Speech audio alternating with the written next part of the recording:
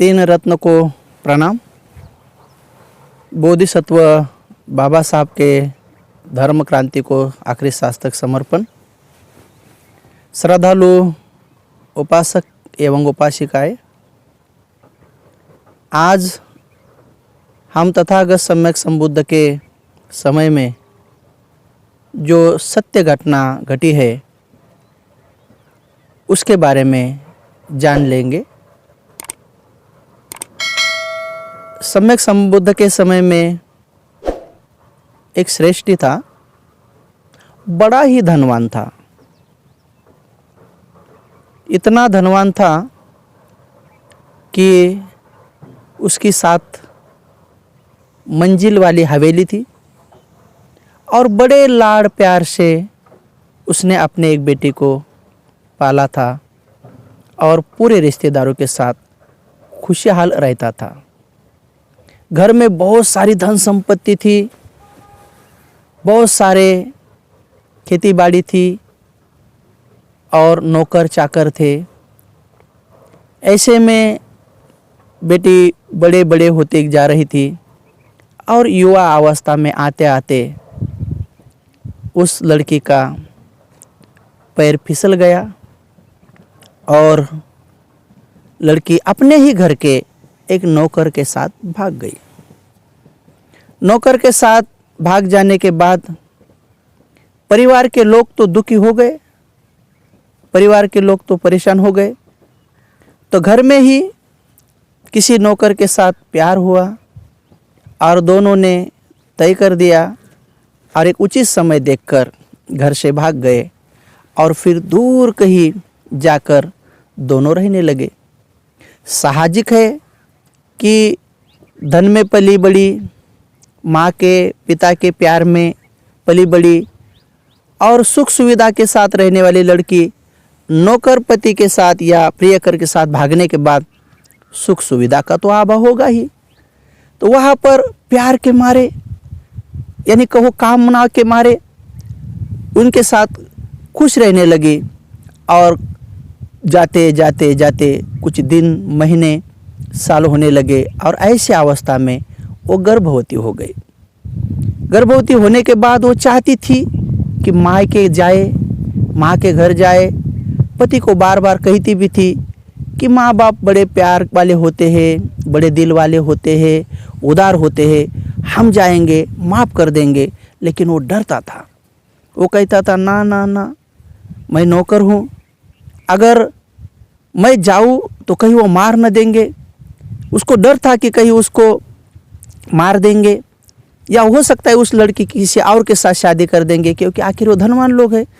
तो वो प्यार के मारे, उसके आसक्ति के मारे भी वो कहता था कि नहीं, हम नहीं जाएंगे।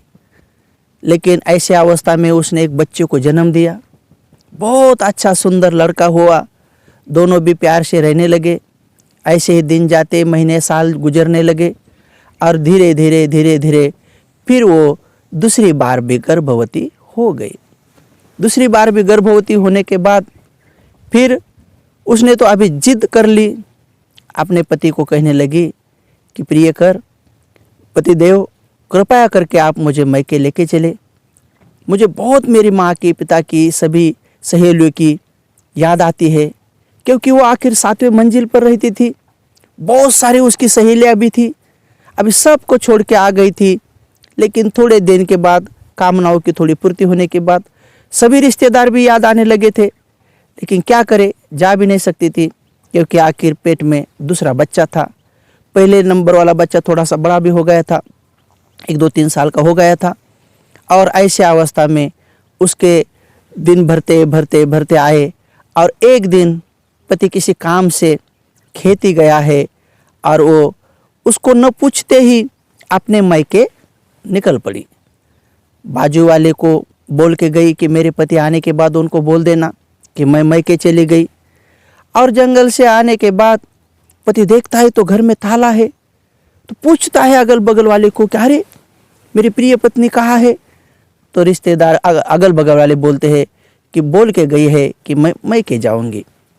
तो वैसे ही वो जिस रास्ते से वो जा रही है, मैके का रास्ता है, उस रास्ते से भागते भागते दौड़ते दौड़ते गया तो रास्ते में ही उसको पकड़ लिया और उसको बोलने लगा कि चलो कोई बात नहीं, मैं भी आपके साथ आता हूँ। दोनों थोड़े ही दूर जाते हैं तो जोरों से बादल आता है, तूफान आता है, और ऐसे तूफान अवस्था में, बादलों की अवस्था में दोनों भी एक पेड़ के नीचे अपने नन्हे से बेटे को लेकर, पेट वाले बच्चों को लेकर दोनों बैठ जाते हैं। देखो, संसार में किसी के ऊपर अगर दुख आए तो कितना बड़ा आता है, महा दुख हो जाता है। ऐसी अवस्था इस लड़की के बारे में भी हुई। जैसे भी वो बेचारी पेड़ के नीचे बैठते हैं, बड़ा तूफान है, बड़ी बारिश है, जोरों की बारिश है, और उसी अवस्था में वो बेचारी प्रस्तुत वेदना से पीड़ित है। बच्चों को जन्म देने का समय आ गया है और वो पीड़ित है, तो व्याकुल हो जाती है। तो अपने पति को कहती है कि हो सकता है मेरा बच्चा इधर ही जन्म लेने वाला है। तो पति प्यार के मारे तुरंत उसको वहाँ पर बिठा देता है और जंगल में जाके थोड़ा सा लकड़ी या थोड़ा घास लेके आओ ताकि मेरी पत्नी की डिलीवरी अच्छी हो जाए, वो अच्छे बच्चे को जन्म दे।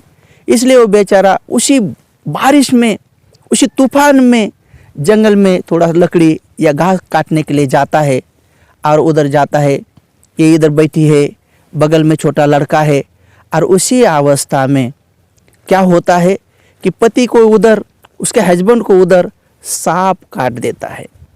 वो सांप काटने से, वो जहरीला सांप होता है, ऊपर से बारिश है, उसको सांप काटता है, वो बेचारा उधर ही मर जाता है। वो उसके पास आ ही नहीं पाता है। वो राह देखती है लेकिन उसको ज़्यादा प्रस्तुत वेदना होती है, और उसी अवस्था में वो बच्चे को जन्म देती है जहाँ पर उसके कोई नहीं है। पति भी उधर मर गए हैं, उसको पता ही नहीं है, और बच्चे को जन्म देती है, बेहोश हो जाती है। होश में आने के बाद देखती है तो बच्चा जन्म लिया है।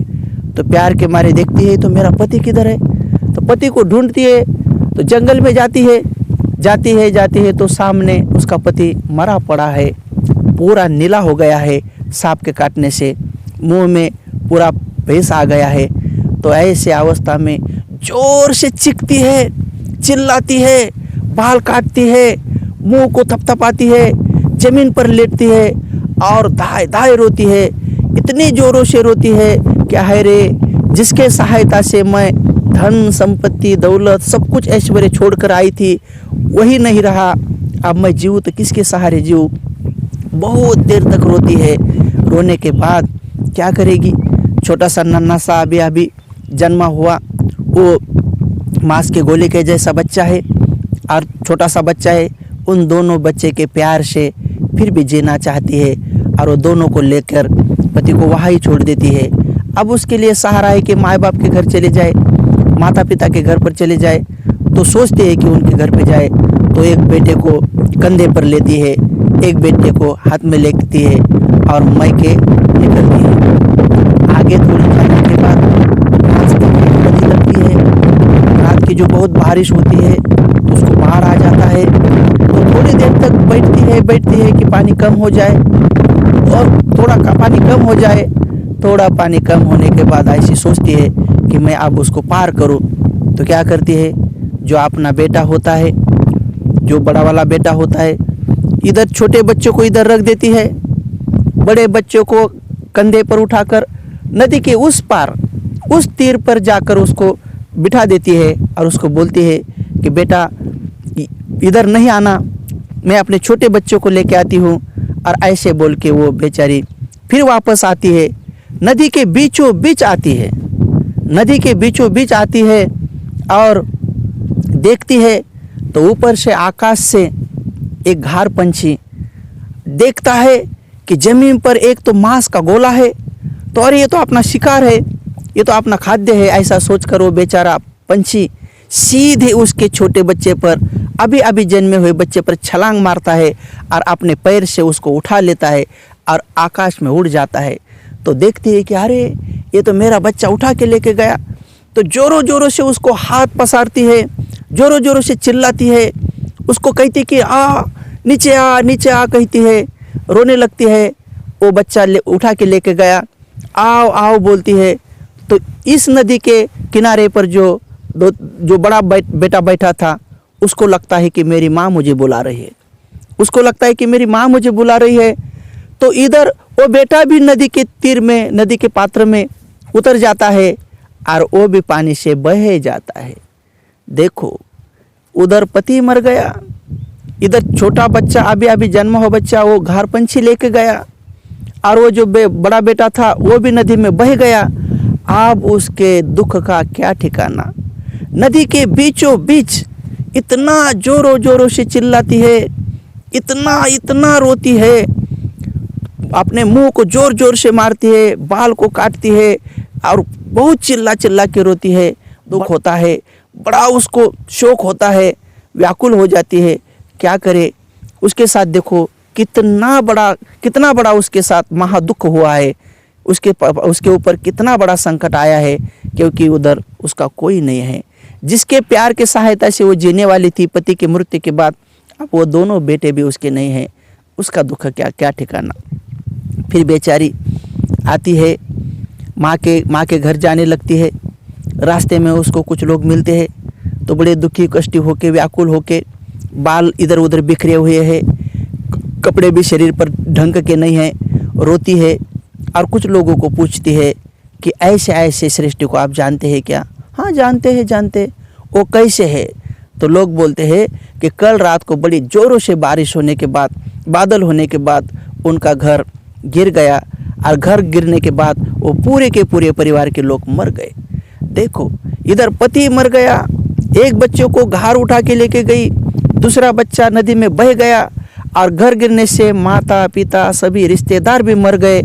लोग कहते कि अभी अभी हम उनका अग्नि संस्कार करके ही वापस जा रहे हैं। आप देखो, जिसका इस दुनिया में कोई नहीं है, जितने भी रिश्तेदार थे, जो भी प्रेम का सहारा था, प्यार का सहारा था, वो सब चले गए। उसके ऊपर महा दुख आ गया। वो बेचारी पागल हो गई, बिल्कुल पागल हो गई। रास्ते से चल रही तो पता नहीं मैं कहाँ जा रही हूँ, शरीर पर थोड़े भी कपड़े नहीं, अभी पूरी नग्न हो गई, और इधर उधर पागल के जैसे घूमती है, फिरती है। लोग उसको पागल कहते हैं। देखो, एक धनवान परिवार में जन्मी हुई, एक छोटा सा पैर फिसल गया तो उसके जीवन में कितना थोड़ा बहुत सुख आया। अल्पकालीन सुख के अनुभव से महादुख को उसने अनुभव कर लिया, और महादुखी कष्टी व्याकुल बेचारी हो सकता है किसी न किसी जन्म का बड़ा पुण्य उसके पास होगा कि वो पागल अवस्था में घूमते घूमते घूमते एक बार महाकारुणिक, पूरे विश्व के सभी संसार के गुरु शास्त्रा तथागत सम्यक संबुद्ध के उपदेश जहाँ प्रवचन शुरू था वहाँ आती है। तो लोग उसको पत्थर मारकर भगाना चाहते हैं कि अरे उसको भगाओ भगाओ, ये पगली है। लेकिन शास्त्रा की नज़र, शास्त्रा की करुणा उसके ऊपर चली जाती है, और शास्त्रा करुणा से कहते ना ना ना, अरे मेरे बेटी को मत भगाओ, उसको बैठने दो बेचारी को। वो बैठ जाती है। बगल वाला कोई उपासक अपने शरीर के ऊपर जो कंबल होती है वो उसके शरीर के ऊपर डाल देते हैं। वो बेचारी ऐसे ही कंबल को लपेट कर बैठ जाती है। तभी तुरंत भगवान की तरफ देखते ही उसको होश आ जाता है कि अरे मेरे शरीर कपड़े भी नहीं हैं। तो थोड़ा लज्जा के मारे वो कंबल को लेके बैठ जाती है। तब जाके भगवान उसको बोलते हैं कि ए बेटी होश में आ जा, बेटी होश में आ जा। ये संसार में हर आदमी इन दुखों से जाता है। तेरे साथ जो भी दुख हुआ है वो दुख से बाहर निकालने का मार्ग मैंने खोज निकाला है। वो तथागत बुद्ध के शरण में आती है, धम्म के शरण में आती है, संघ के शरण में आती है, और तथागत सम्यक संबुद्ध उसको कर्म स्थान देते हैं, सही ढंग से कर्म स्थान देते हैं। अत्ता ही अत्तनुनत्थो कुतो पुतो कुतो धनं, अरे अपना ही, हम खुद के नहीं हैं तो कहाँ के पुत्र कहाँ के धन। और इसको सही ढंग से कर्म स्थान देते हैं, और कर्म स्थान देने से समय पाकर वो एक दिन सारे दुखों से पार हो जाती है और अरहंत बन जाती है।